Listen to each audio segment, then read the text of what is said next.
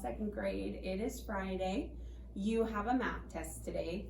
But before you do your math test, I want to do the review with you. We're going to go over just some of them. I'm going to give you time to kind of look it over, make sure that you understand everything. If you have questions, you can hop on and ask some questions. Send me a video if you need to, and I will do my best to explain it to you before you take your test, okay? So get out your chapter review. It's chapter 15, and let's go over some of it together.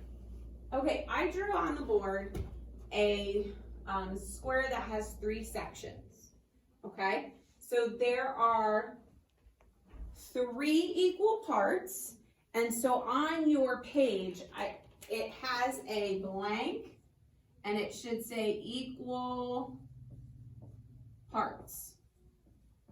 And they want to know how many equal parts are there? 1, 2, 3. So there's 3 equal parts, and that means there's another line underneath. That means your fractions are going to be in thirds. Make sure you fill that in, because if you leave blanks on your test, unfortunately, it'll be wrong. Okay, let's look at this. There are 2 equal parts. So how many equal parts? 2. And then on that line, you're going to write, if you have 2 equal parts, it's 1/2. So they are in halves. Did I spell that correctly? Ms. Smith needs to check. I did. Whew. Okay. How many parts are here? Joseph, how many parts are there? 4 parts.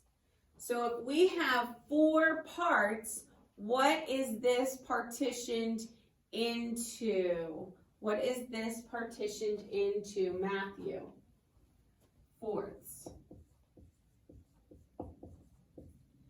I think I sent you a video last week, and the person in the video for all the fourths kept saying quarter.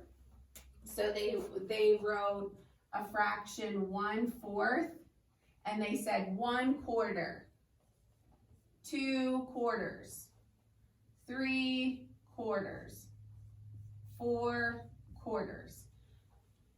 So if you're thinking about money, I only have my $100 bill on the board. I don't have any other money. But if we're thinking about quarters, how many quarters equal $1? 4. 4 quarters equals $1. And when we look at a circle or a clock, and we cut it into fourths, if you remember, when the minute hand is on the 3, that's 15, right? So let's say the hour hand was on the 12 and the minute hand was on the 3. The time would be 3:15, but lots of people would say it's quarter after, right? So it ties in. So I want to make sure that you understand that I'm looking for fourths. It's broken into fourths, 4 sections. But if you hear somebody say that's 1/4, that hopefully will explain why they did that. Okay, if you look down at number 4, there's 1 section colored in. It's a circle, 1 section is colored in. What do you suppose that fraction is, Zane? If you said 1/4, you are correct, okay? Because there's 1 section colored in, but there's 4 total sections, okay? So they broke it up just like this one, and 1 section is colored in, so the fraction is 1/4. Okay. The next one is broken up into thirds. It looks like this, only sideways. And they colored in 3 sections. How would you write that fraction, Aiden? What do you think? would be 3/3. That means the whole thing is colored in. So 3/3 equals 1 whole. Okay? Continue on. You can work on this a little bit. Actually, let's skip ahead and then you can finish it. And if you have questions, you can just send me a video. Let's go on to number 11. I wrote the problem up on the board. So this is number 11. Okay. I have a circle broken into 4 equal parts, and I wrote the fraction 3/4. I have another circle, the same size, and I colored in 2 parts. It's 2/4. And they want to know which fraction is bigger. Which one is bigger? Well, if they're the exact same size circle and they're cut into 4 equal parts, the one that has more colored is going to be the larger fraction, right? So the greater than sign would point to 3/4. We know that's pretty easy no matter what the fraction is. If the denominator is the same, whichever number on top in the numerator is larger, that's going to be your larger fraction. But remember, if the denominator is different, it's going to be a little bit different figuring it out. So here we have denominators that are 4. Here we have a denominator that's 3 and a denominator that's 2.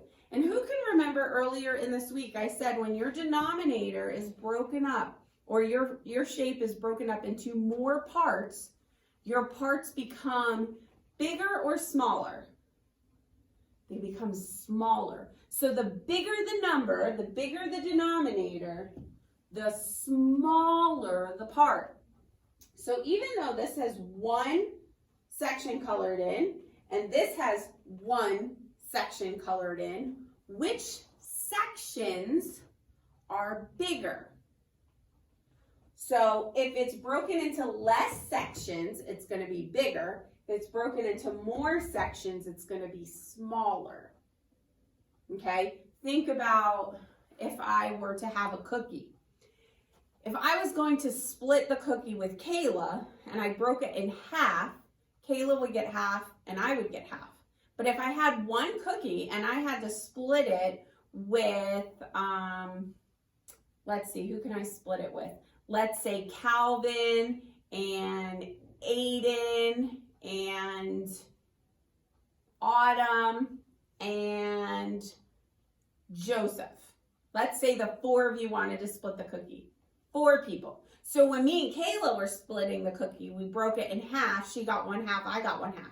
But if 4 people wanted to split the cookie, would you get a bigger part of the cookie or a smaller part of the cookie? It would be smaller, right?